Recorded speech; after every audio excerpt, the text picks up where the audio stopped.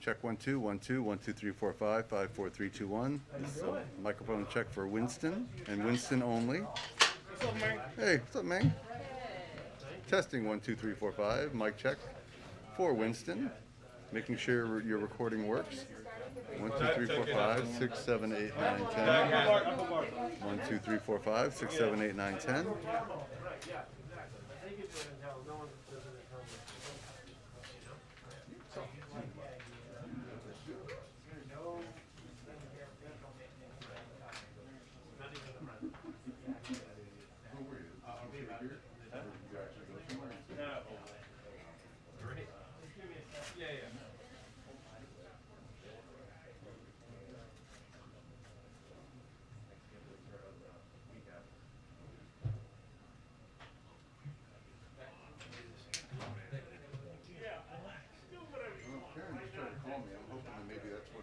Maybe, we're transport. Oh. So. But that would require, like, you know, the whole transmission gear set. Oh, really? I'll go with the second person.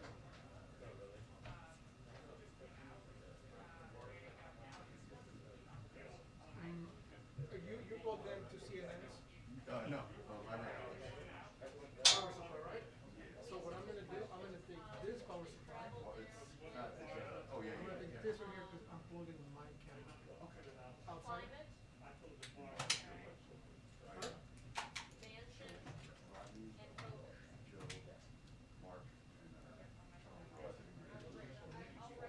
Oh, you missed that one.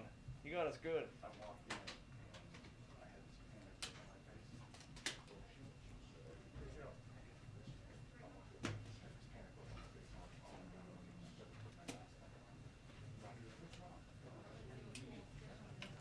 So here's my question, Jen. Yes, sir. Have you finished all your Christmas shopping, given everything you now know? Really slowly. Given everything we know, we did most of our shopping in Scotland. Yeah, you have no. That was bad. It is. We also saw people get a fun. Joe, you've done cut through, right? Huh? Yeah. Yeah, You held it? Oh, yeah. I just usually gave them elevated. their gifts right away, which was probably a mistake. No, probably not. But, yeah, this is a, you know, it's probably before you go on vacation, it's almost a harvest week for us. So if you're going on several months, Thursday leave, much harder. Oh, yeah. Get everything done.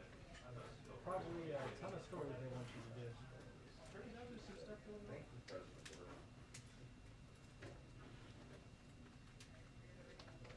Jimmy, you know lunch coming yet?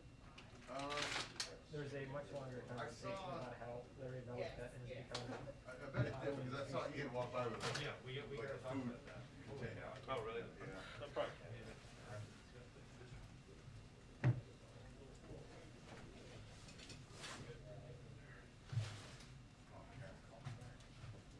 Well, I emailed her about it. She never responded. So I think they're still working on it. So close.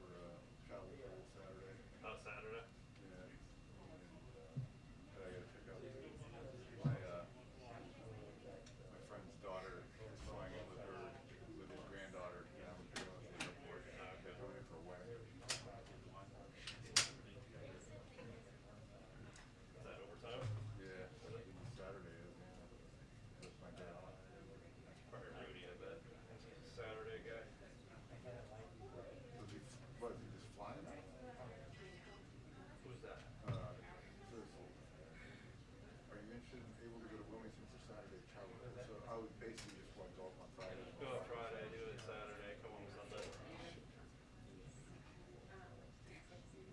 Yeah, definitely. What's your days on? Friday? Friday to Saturday. Oh yeah, it's 2 days overtime. Definitely. Unless he goes Saturday, but I think he goes Friday. No, he's going Friday. Right from South Carolina or wherever.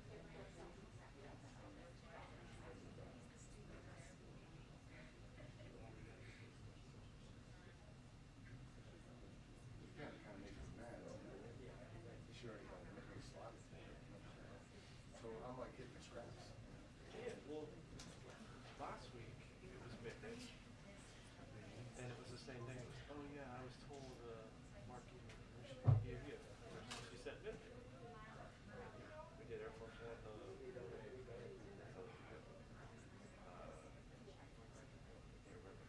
Somewhere in the Midwest. I'm like, I feel like I'm like this, you know, like the last call, you know. And I don't want to call her on it, you know, and ask her, but it's like getting overlooked. You know, that's the problem with this questioner about it. Yeah. God bless you. You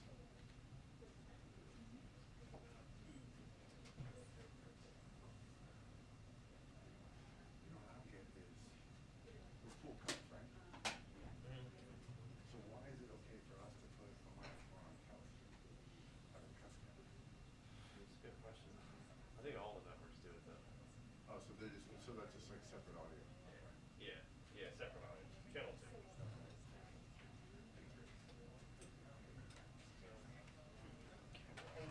Do you have any other notes? It's got a 1 on this 15. It might run right from this to that.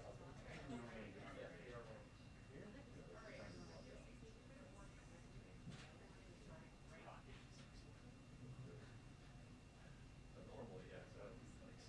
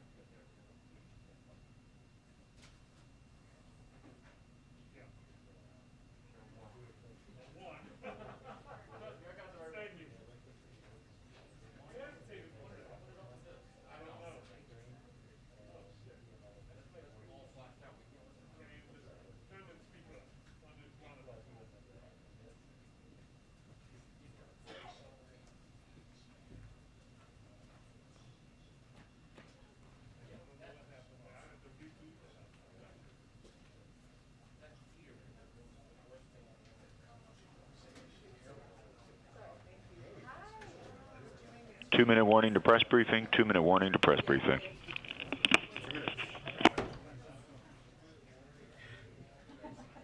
She's like, we're doing the 2 minutes.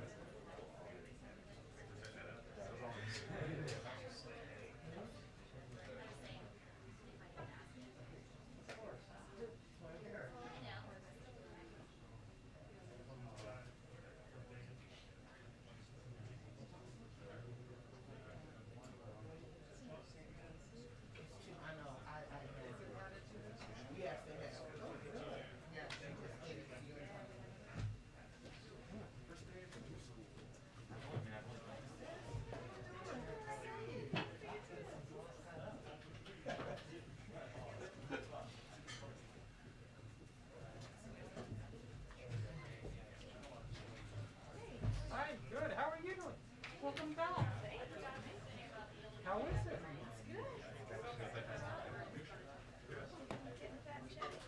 That's okay. How are you sleeping?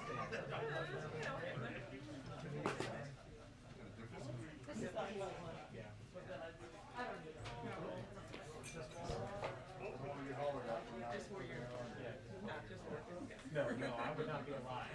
I mean, I'll put it on, Jim. I don't want to give you a. Boy or girl? So you avoided the distance and stuff travel. The baby is a girl, so you're about to get like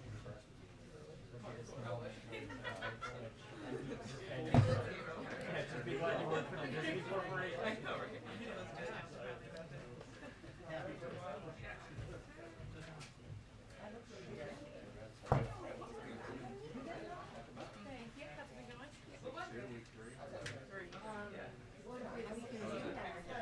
Good stuff.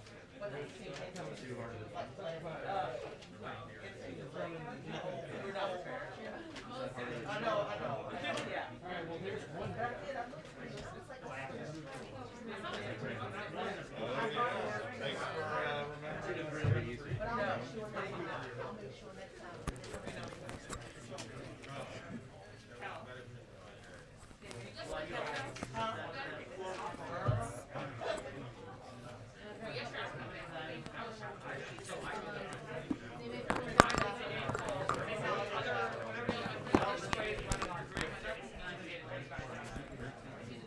Yeah, so this could be like.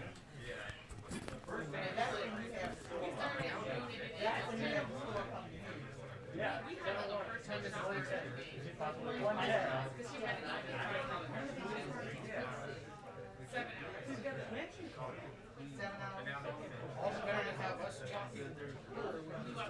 didn't put in my TV note that he said he's signing. The next time I'll make sure. I didn't hear that. He's doing that.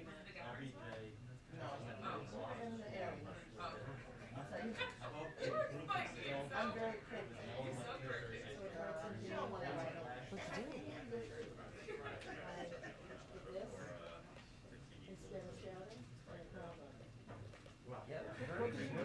You're saying yours works? They're all like a Jedi. I haven't seen it.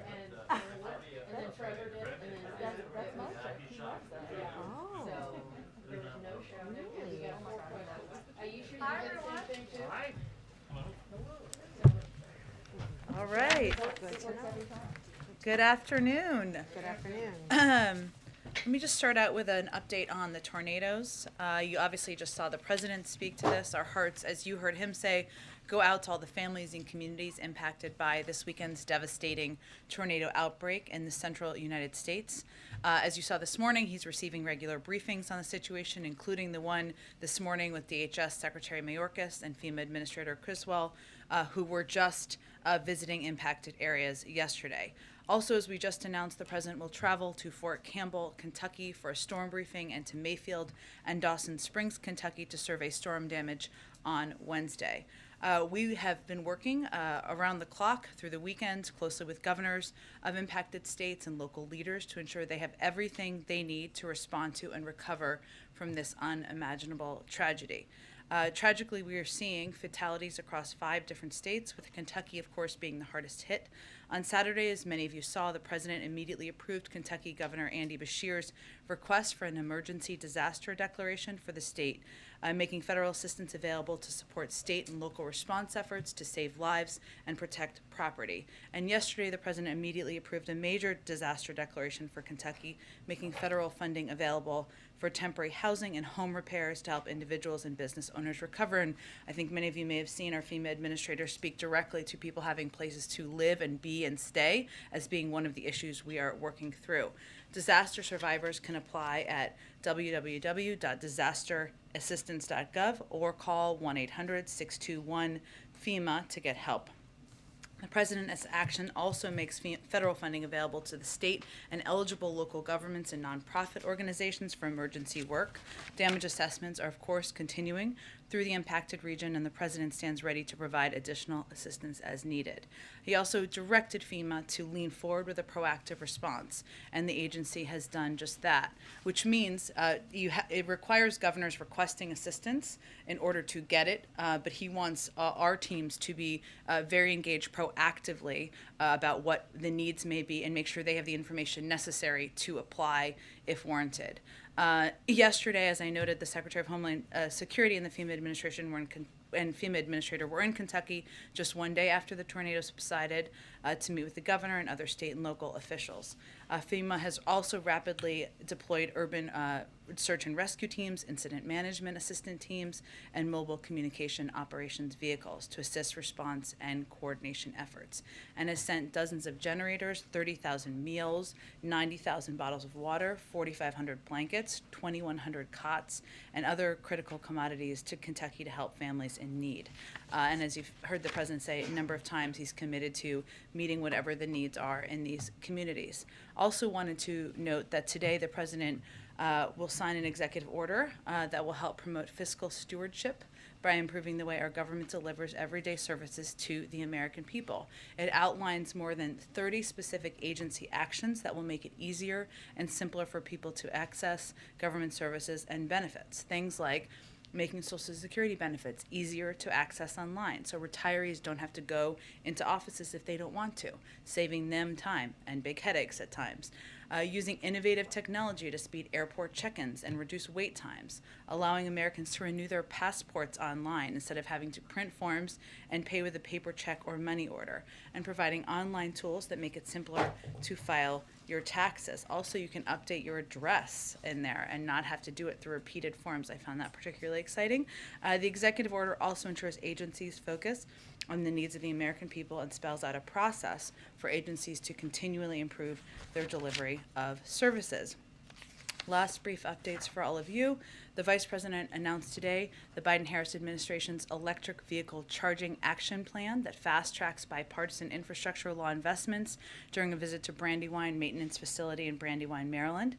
The electric vehicle charging action plan moves forward the implementation of the bipartisan infrastructure law, establishing a joint electric vehicles office between the Department of Energy and Transportation, issuing guidance and standards for states, and ensuring consultations with diverse stakeholders, including manufacturers, governments, equity and environmental justice groups, civil rights groups, and tribal communities.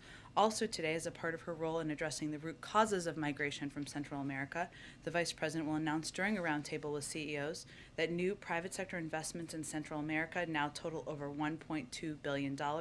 These commitments are in response to the Vice President's call to action launched in May for businesses and social enterprises to make new, significant commitments to sustainably address the root causes of migration. And as a reminder, Wednesday, December 15th is the last day to sign up for health care coverage and have it kick in by January 1st. Thanks to the administration's unprecedented outreach campaigns and investment from the American Rescue Plan, nearly 4.6 million Americans have already signed up for ACA coverage since November 1st. 4 out of 5 customers can find a plan for under $10 a month. I'd also like to note members of the team, the research team are here, and members of the secretary team are here as well. So thank you for all of your work. Hardest working people in the building, some of them. Why don't you kick us off? Well, I don't want to, not them, I mean some of the hardest working people in the building. As I was saying that, I was thinking there are other hard working people in the building. That was happening in my mind there. Thanks for joining with me, Ed. Okay, Josh. Thanks, Jen. Just one quick logistics question. Are we still doing the executive order gather in like 10 minutes? Or are we I believe it is back? 1:25, and so we have a little bit of time, but we will keep you updated as that happens, but I believe it's 30 minutes from now. Okay, great. Two quick things. One, child tax credit payments go out this Wednesday.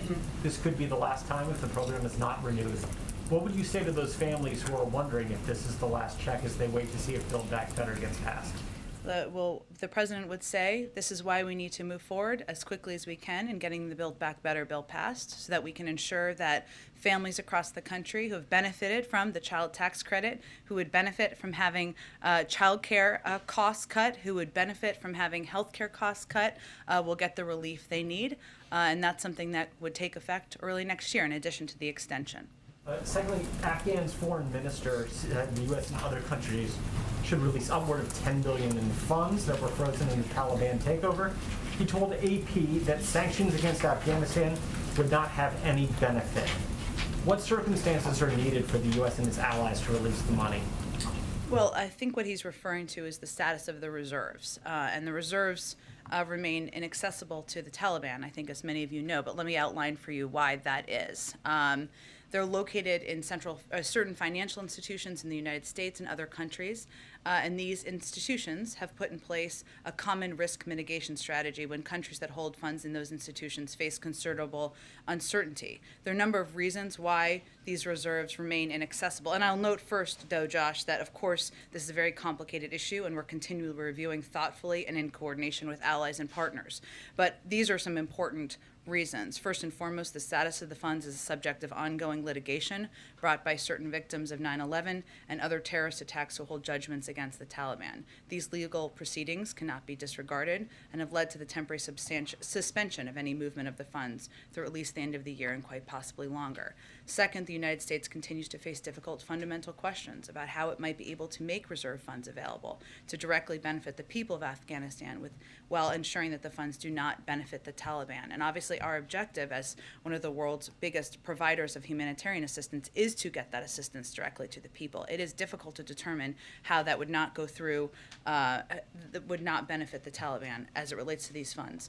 Third, the Taliban remains sanctioned by the United States as a specially designated global terrorist group, and a number of its officials are subject to the UNSCR's 1988 sanctions regime. This raises immediate red flags for many state central banks and the financial community more generally when considering any transactions. Again, we're continuing to review.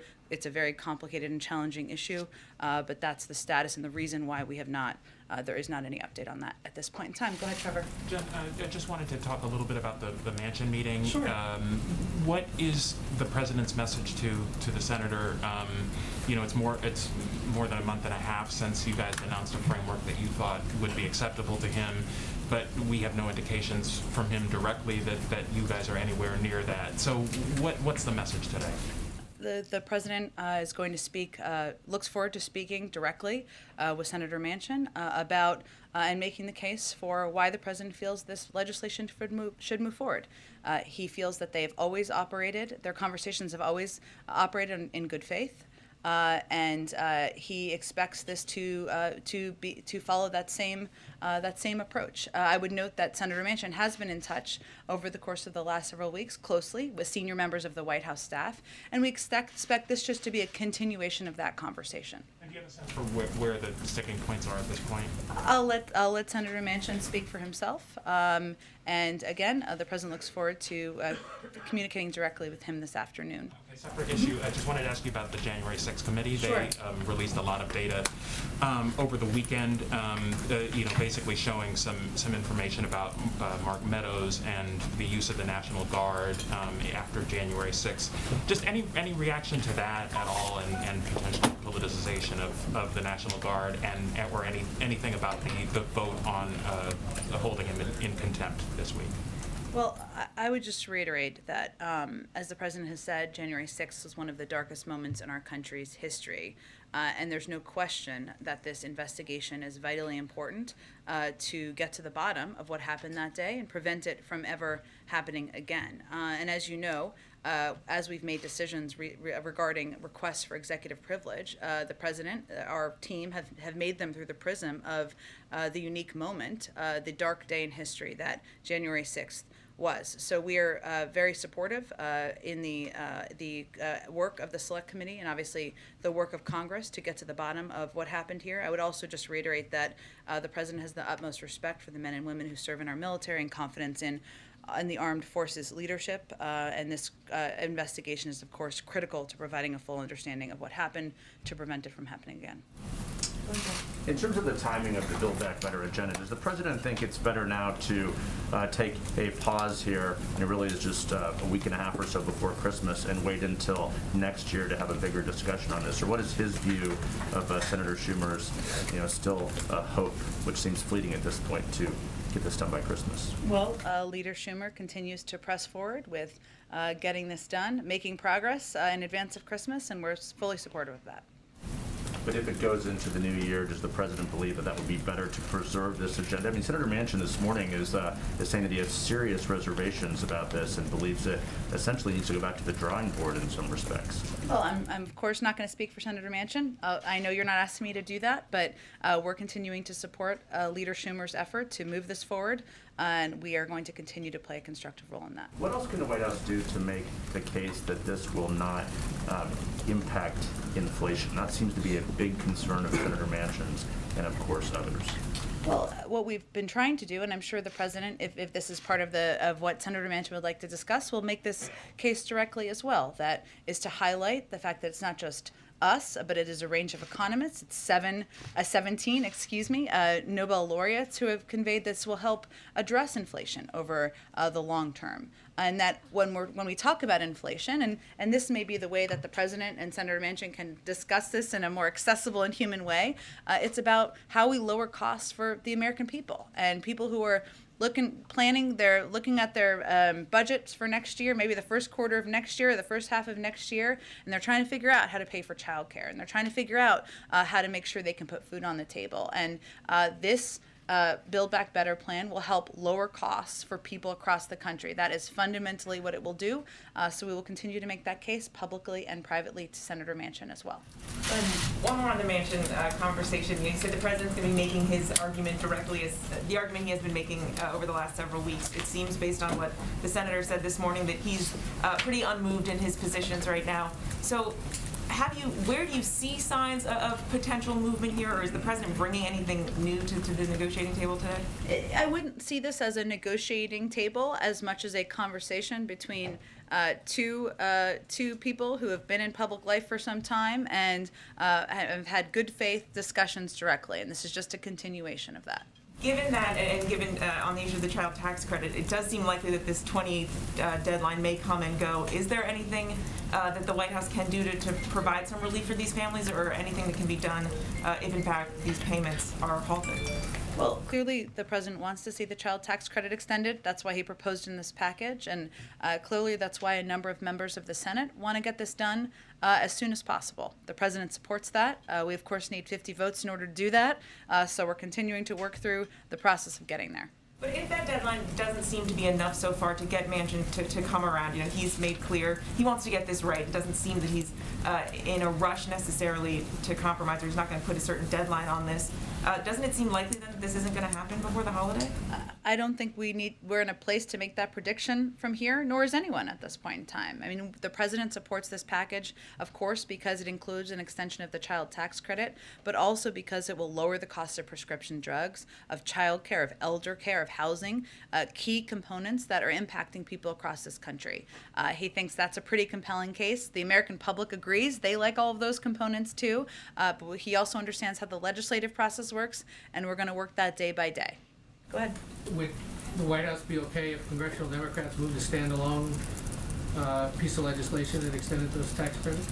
We're not at that point right now. Right now, we're continuing to press to get Build Back Better through the Senate. Leader Schumer has advocated for that, and that's what we're working on at this moment. Over the weekend, when he first spoke about the storms, he was also asked about Ukraine and Russia. Is there an active plan to deploy American forces to Eastern Bloc NATO countries if Russia forays into Ukraine? He suggested that there was something like that in the works, and we're just seeking some clarification. Yeah, well, I appreciate you seeking clarification. I think as our national security advisor has touched on, and I don't think we've tried to hold back from, there are a number of NATO partner countries, of course, in Eastern Europe, Eastern flank countries, as you just referred to them. And what happened, if you look back post-2014, is a lot of these NATO partner countries were looking for reassurance, we're looking to plus up the presence there, we're looking for additional rotational deployments, and certainly that is on the table should Russia decide to invade Ukraine. I won't ask again about Build Back Better, but I did have You one. ask, go ahead. Well, okay, then there's Try again. Well, there's another aspect of this Sure. where whether or not Democrats can include a work permit program for undocumented immigrants in the plan. Still waiting on the parliamentarian to Yeah. make a decision, but there are members of the Democratic Party saying ignore that and include some kind of pathway to citizenship in this legislation. Would the president support that? Well, I think what we're in the process we're in now, which you're very familiar with and others are, is we're waiting. The parliamentarian is doing her work in reviewing a number of the components that are currently in the package. We have to wait for that to complete itself. It's going to take a little bit more time, but that you can't put a bill on the floor before that process is complete. And there was another round of stories over the weekend about the political fate of the president and the vice president and who might run in 2024. And it quotes a lot of other Democrats or people who work for them. Mm-hmm. What is the White House's message to those Democrats? The White House's message is we're focused right now on what the American people elected the president to do just over a year ago, which is to get COVID under control, to put people back to work, and to help give people some breathing room. And we hope other people keep their focus on that as well. Should they knock it off? Is that speculation helpful? The president has every intention of running for re-election, so that's the other message for them. Go ahead. Thank you, Jen. You're not going to believe this. I have another question about Build Back Better. I'm ready. So the president says that the Build Back Better is not going to add a penny to the deficit. The CBO has this new score where they assume that social programs are going to be made permanent, and in that case it would add almost $3 trillion. So does that mean that President Biden will commit that these programs are not going to be made permanent? Well, first of all, what you're talking about here is a fake CBO score that is not based on the actual bill that anybody is voting on. This was a request by Senator Graham to score a bill that is not currently being debated. That is his prerogative to do, but what our focus is on the existing bill that will lower the deficit, that will also, over an additional 10 years, pay for the $2 trillion tax cuts that Republicans didn't pay for. They're welcome for that. So I would say, Peter, to your question, the president has conveyed very clearly, multiple times publicly, that he would like programs, if they're extended, to be paid for. That remains his commitment. But it's important to understand that when anybody raises a question about this new CBO score, it is a fake score about a bill that doesn't exist. And we should really focus on the actual bill everybody's going to vote on and considering in Congress right now. Okay, another topic. Is Vice President Harris still in charge of addressing the root causes of migration from El Salvador, Honduras, and Guatemala? She is, and I just announced a commitment that she's announcing this afternoon. So then why is it that she has not spoken to the president of Guatemala since June? That's 6 months. Well, I know that I did see this kind of strange report from the president of Guatemala saying that he has had no contact with the White House, which is inaccurate. He didn't say the White. He said Vice President Harris. He has not spoken to her. And if she's in charge, why is that? Well, we have had a range of conversations, Peter, I think as reflected in our readout we put out last week with our national security advisor, with the vice president's national security advisor, with our NSC senior director, Juan Gonzalez. We put out an extensive readout of that just last week, and we'll continue that high level of engagement. Okay. Final topic. Do you think it's possible that big cities are dealing with these smash and grab robberies right now, an increase in criminal activity because some prosecutors are too soft on crime? I would say we have seen, I'm not going to attribute the reasoning from here. What I will tell you is we have seen an increase in crime over the course of the pandemic. There are a range of reasons for that. And what our focus is on is what we can do to address it. The president has proposed additional funding in the budget to make sure local police departments and cops have the funding they need. We have also worked directly with police departments in areas where they are seeing the highest impact of the crime, the retail theft, which we have great concern about. That's what our focus is on currently, is action and doing what we can to make sure the funding is out there to the communities that need it the most. But I guess, what good does it do if you're going to give police departments extra money if they arrest bad guys and they bring them to jail and then they're not prosecuted? They're just right back out on the streets.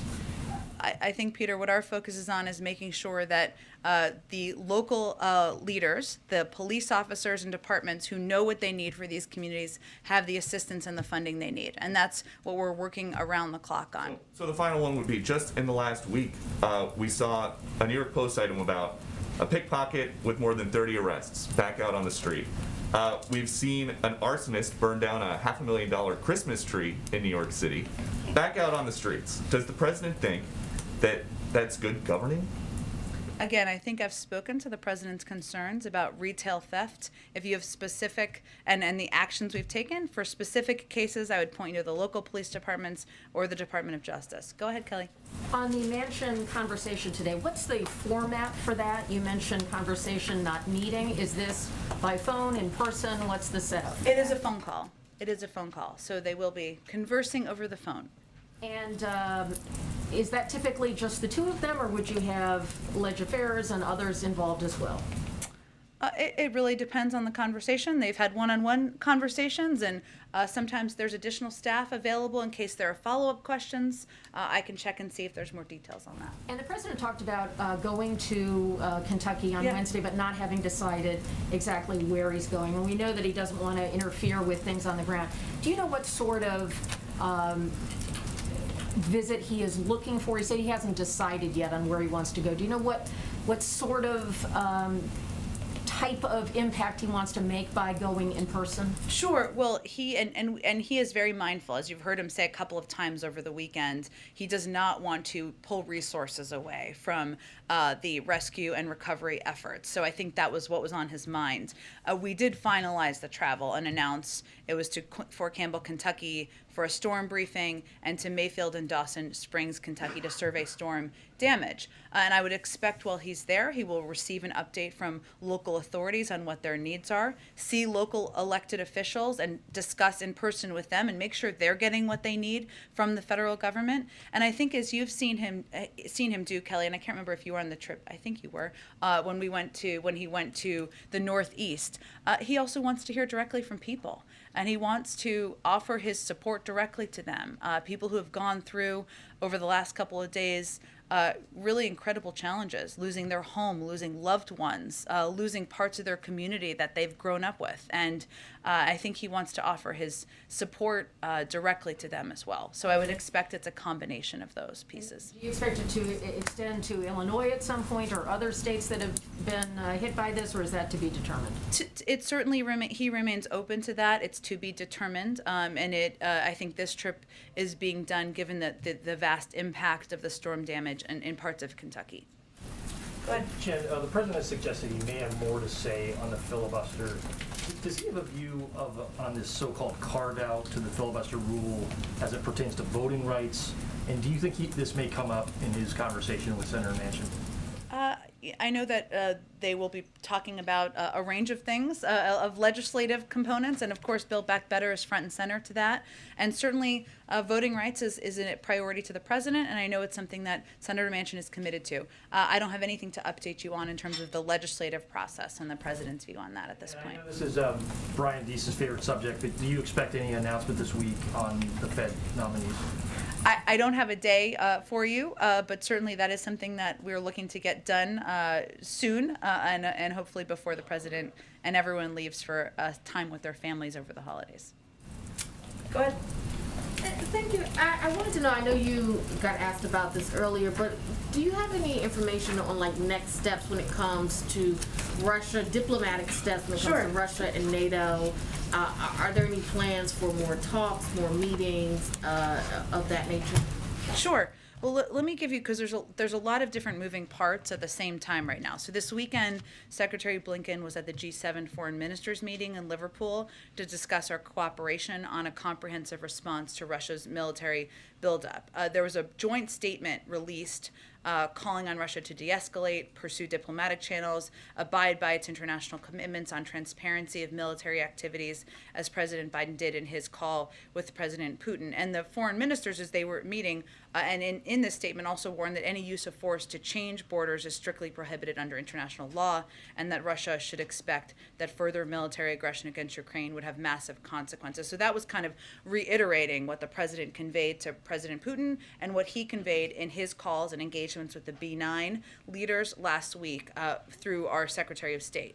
Also from the State Department, Assistant Secretary for the Bureau of European and Eurasian Affairs, Dr. Karen Donfried, is in Kyiv today and will visit Moscow tomorrow to meet with senior government officials to discuss Russia's military buildup and to reinforce the United States' commitment to Ukraine's sovereignty. She will emphasize that we can make diplomatic progress on ending the conflict in the Donbass through implementation of the Minsk agreements in support of the Normandy format. Following that trip, she's going to travel to Brussels to consult with NATO allies and EU partners, which has been kind of how we have approached this to date.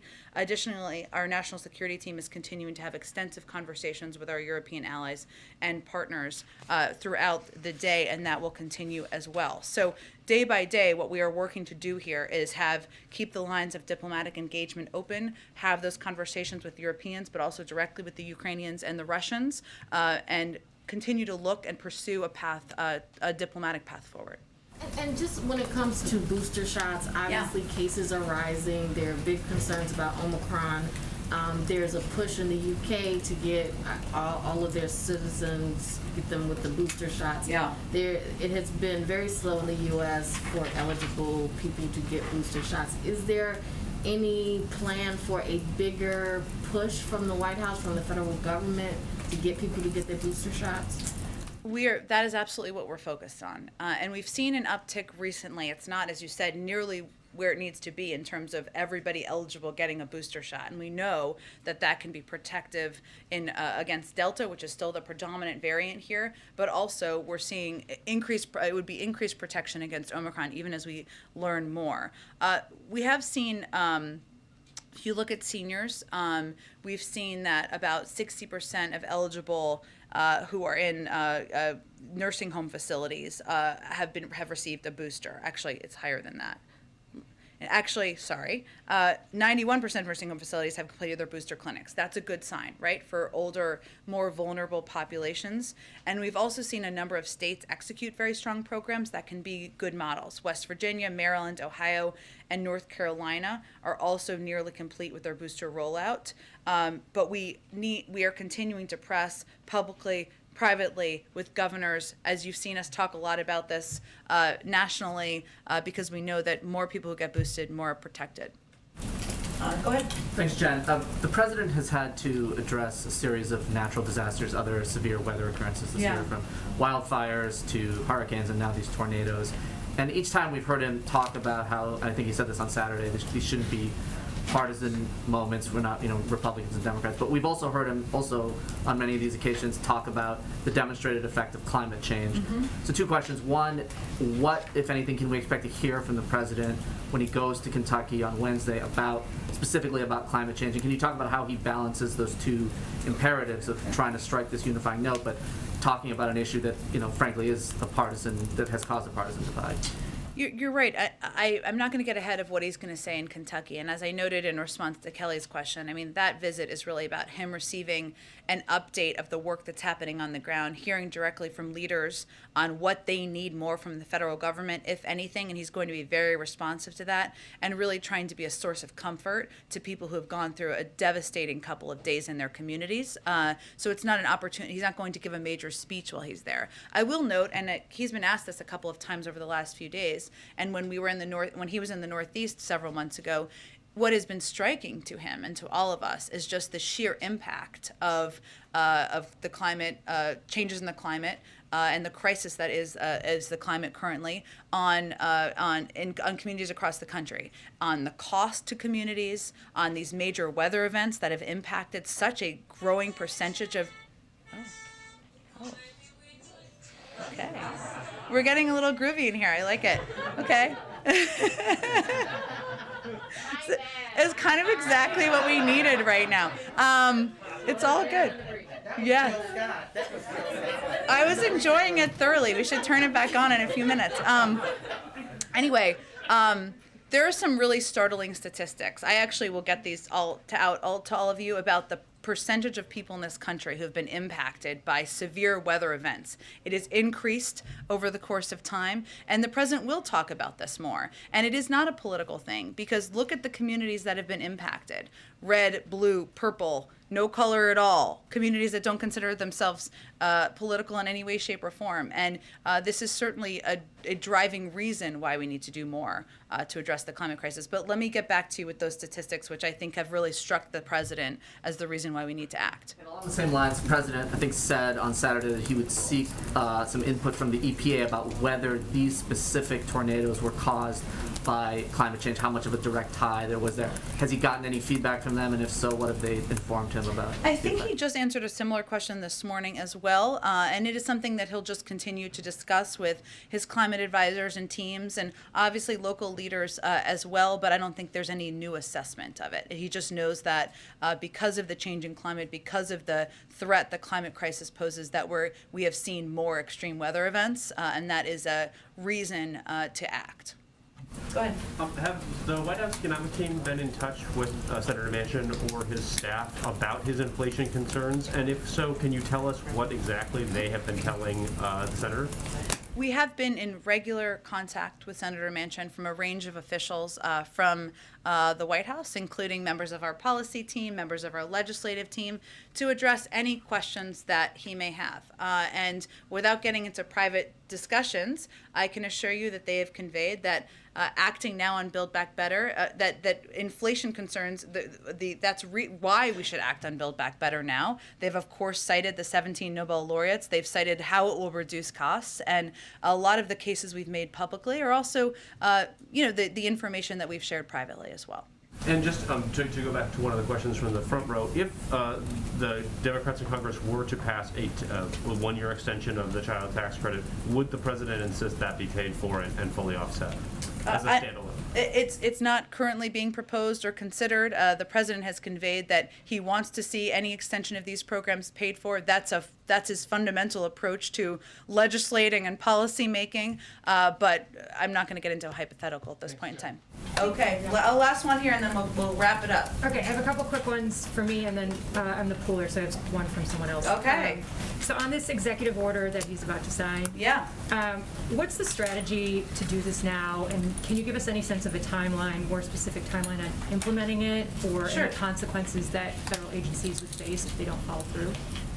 Well, it's going to take 6 to 12 months to implement it. It's a priority for agencies, so it will depend. It's going to be implementation component. There'll be a little different, right, depending, and agencies will have a more direct and specific assessment about how long it will take, but some of this is getting programs or online systems up and running so that they can be implemented.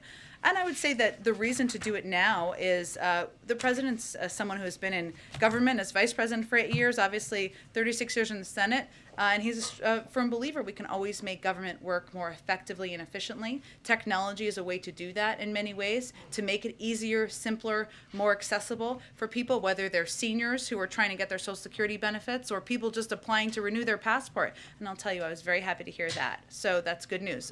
So that's something that he has long been a believer in. It's something it took a little bit of work internally to make sure we had the systems in place to get it going. And then one quick other one from a colleague. The Canadian government wrote to Senate leadership and committee chairs last week to threaten retaliatory tariffs and potentially retracting certain USMCA dairy concessions if the EV tax credit in BBB is passed. What's the White House reaction to this, and has there been any discussion about extending eligibility to Canadian assembled vehicles and batteries for the same credits? I know we talked about this a little bit when the Prime Minister Trudeau was here just a couple of weeks ago. The president advocated for these tax credits because he wants to make it more affordable for the American people to purchase electric vehicles, and because he feels it's an area of a huge opportunity, an industry of huge opportunity for American automakers. We have a good working relationship with the Canadians. They had a good conversation about it, but I don't have any additional policy I would expect or changes to that. Sorry this was short today. Thank you, everybody.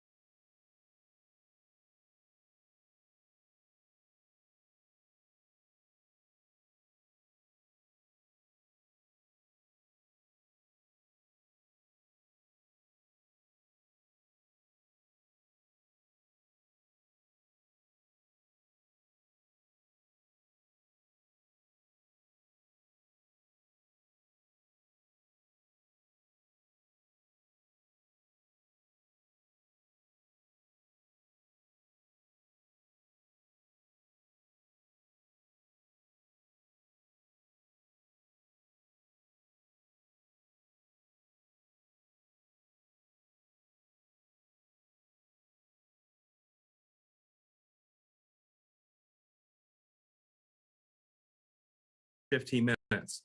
His food intake is monitored. His weight is monitored. He has access to mental health care should he choose. He has access to medical care should he choose. If counsel is prepared to put such facts on the record regarding the Oakland County Jail's inability to house this defendant, I would ask for a written motion. And I would also ask this court to review in camera the Oxford High School video that does in fact prove beyond any doubt that this defendant is the individual who perpetrated this offense on other children, Judge. Children's Village is not a secure facility. They have had escapes in the past, in the recent past.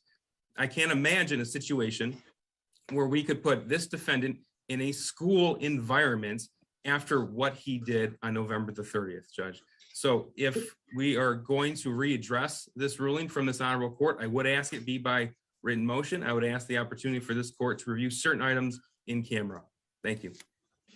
Thank you. The court rule that is being addressed is MCR 6.909, which is the place of confinement for the juveniles, and allows the court for a juvenile confined in a jail or similar facility designed and used to incarcerate adult prisoners upon a showing that the juvenile's habits or conduct are considered a menace to other juveniles. While I did make a ruling prior, I still feel strongly about that his conduct could be a menace to other juveniles. I think his placement is appropriate in the adult facility, specifically the Oakland County Jail. And he, of course, shall be confined and meet the statutory guidelines when a juvenile is in that facility. So the only thing I'm hearing right now that may potentially be a violation is that he can hear other inmates who are adults. Is that correct, Ms. McKelvey? Yes, Your Honor, that's my understanding. Okay. Judge, I will speak. I'm sorry, I did not mean to interrupt, Judge. I will speak personally with administration at the Oakland County Jail as soon as we end this call, and I will make sure that the defendant is neither within sight nor sound of any adult at the jail. Thank you. Obviously, we need to be compliant with the statutes, and if that is, it is obviously a concern, and thank you for addressing that. Thank you. Anything further? No, Judge, I will speak with counsel, and we'll make sure that discovery gets to counsel as soon as it is available. Nothing further from the defense, Your Honor. Thank you. You may all disconnect. We'll see you back. Thank you, Your Honor. Thank you, Judge.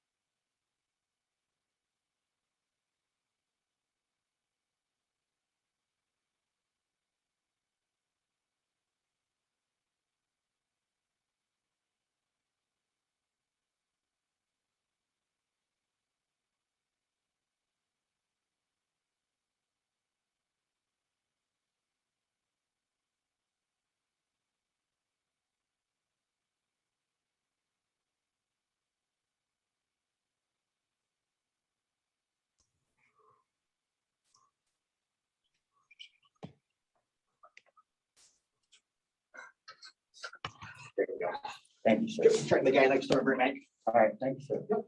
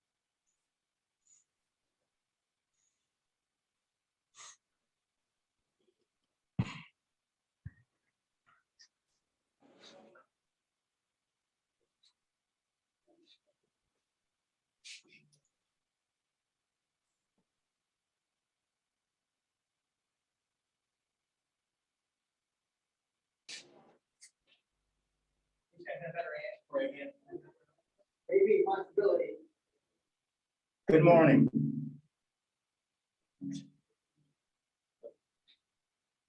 Hello? Sit tight, Mr. Peters. Oh, sorry, sir. How you doing? We're here.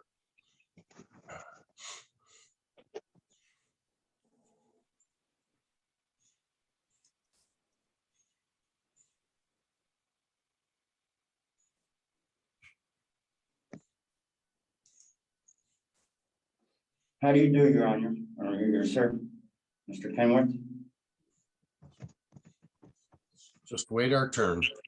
Oh.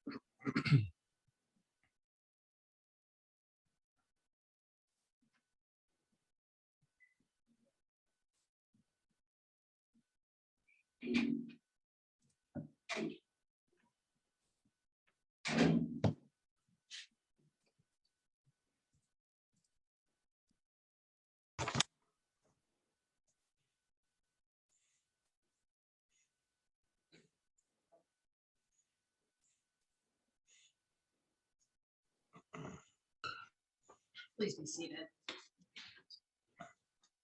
Okay, what do we have right here? Peters is first in custody. Okay, calling the case of People versus Peters. This is case number 213169. Your appearance, please. Good afternoon, Your Honor. Bob Zivian from the people of the state of Michigan. Thank you. Good afternoon, Your Honor. Kenneth Waldhorn on behalf of Mr. Peters. And Mr. Peters, could you state your full name for us, please? Good afternoon, Your Honor. It's Jerry Lee Peters.